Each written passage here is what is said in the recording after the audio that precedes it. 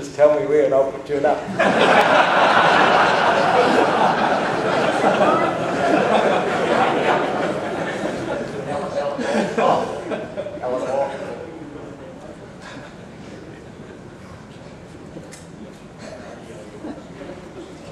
Minister, we're indeed excited about your vision for New Zealand. We also warm to your comments that local authorities in this country are out of control. You mentioned the quality assurance standard that you are proposing, and it may cover the question I have for you, but would it be appropriate for this current government to require that all planners should be required to have a diploma in dealing with the laws that determine how acts and statutes should be made before allowing them to put pen to paper, further constraining people's rights and property and further hobbling the economic prosperity of New Zealand? I don't think that would help. I don't understand planners. I was in Hawke's Bay and one of the councillors there, actually was the chief executive, explained to me that he regarded them as a third sex. Because they do have a different way of looking at the world, and I don't get them at all, so I don't know whether that would help. I think there's a mindset that suggests that one person planning everyone else's life and business is somehow a good idea, and then there's the rest of us that actually think that the way the world works is that we respect everyone's rights and we live in a world which is entrepreneurial and innovative, and the opposite of a central plan or a local council plan for us. And I frankly find it horrific that I've met farmers who are farming, tough country on horseback and have done for generations, and then some snotty-nosed kid with pimples turns up to get them to write a farm plan. I just find that horrific. But I don't live in that world. Willie. Thank you, Mr. Hart, for your red tape tackling, but there seems to be an enormous desire for policy people to write enormous amount of policy, and that's entered in the NRP, and the next thing we have a hearing and 90% is beefed out again, and it results into crazy plans like Horizon and all sorts of water plans. And so what are you going to do to stem these people from writing all this policy, which we, eats enormous amount of resources of Fed farmers? Yeah. Well, and I'm part of the problem, because you're sitting there and we've only got 5 votes, so if you've got a party vote spare next time, give it to ACT. So you're sort of caught up having to write policies, for the government, and you just feel like writing, get rid of this, which would be so easy. We just need to clean a lot of it out. But fundamentally, I personally believe that we're only going to deal with it once we build back a respect for private property rights. And that's what's fundamentally missing. Because if we don't respect private property rights and have a government that protects them, rather than pinches them at every opportunity, then you power up the regulators and the planners. And I understand that we do need to provide environmental standards for those resources that aren't owned, so we do need to protect our air and our water, but we don't need to have these plans that are, in the detail of what you're doing on your own land, because the result then is you have hundreds of people having a say, everyone having a say, and they haven't put their money in, they haven't put their blood and their sweat into your property, you have. And so I think ultimately the solution is to push for a proper recognition of private property rights in New Zealand, to expand wherever you can private property rights, because that's a way to get insurance and care for resources, because resources that are owned by no one are cared by no one. And we've got, as part of our confidence and supply agreement, I've got work on our regulatory responsibility bill, and that is to put central into government the protection of private property rights.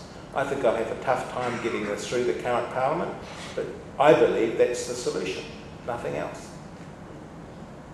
Gentleman in front of Frank. No. Yep. Once you've finished practicing with the Auckland Council, are you going to come to the West Coast? We've got 30,000 people, 4 councils, and now that Damien's come back, 4 members of parliament.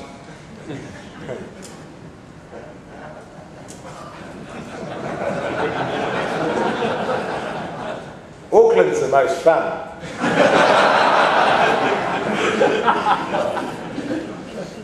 The plan is this, to fix up Auckland, because it's so dysfunctional and it's such an obvious case that even Damien Connor's colleagues can see the merit of having one mayor and one council for Auckland, so it makes it a lot easier. What we did do was, when we got the Royal Commission, is we did modify it, and we modified it to give, you know, more community say, but also we modified it in a way that was a bit more generic, because I think around the country, councils and ratepayers will be looking at what's happening in Auckland and be asking themselves, gee, would this work for us? I think too that once you get a big council functioning in Auckland, it'll have a big impact on the politics of local government through New Zealand. And so I think there'll be changes as a consequence of that. But at this stage, you know, Auckland's keeping us jumping. Well, another West Coaster. Yeah, I was just going to say that, Don, and good to see Damien back on board. But to act from time to time. But Rodney, it's local government. It's good to see them do the planning and, you know, the annual plan process, which can be rather laborious at times. But at the end of the day, the annual reports become totally insignificant, or appear to be, because we had, or Western District Council had a plan to further extend the Sealmere Road. When we talked to them on their long-term council community plan the other day, told them they had about 5 days to actually spend that money on our road. Where's it gone? They all looked absolutely stupid. And, I think it might have gone to Kamara, which, well, might have been okay, but at the annual reporting stage, that's where we should have a greater opportunity to make council accountable, which does not appear to be at the present time. So I presume the sort of thinking you have, you will make something in place. Yeah. And the second part of what comment I want to make, section 32, which is a financial accountability, you're going to give that a higher profile. Yes. On the planning process, it seems to me with the LTCCPs, we've just got a mass of a technical process which is bewildering to everyone, and except maybe the chief executive of the local council, and that's what makes them sort of so powerful and significant, because they know the process. And it's so heavily technically process oriented that it actually removes any good thinking.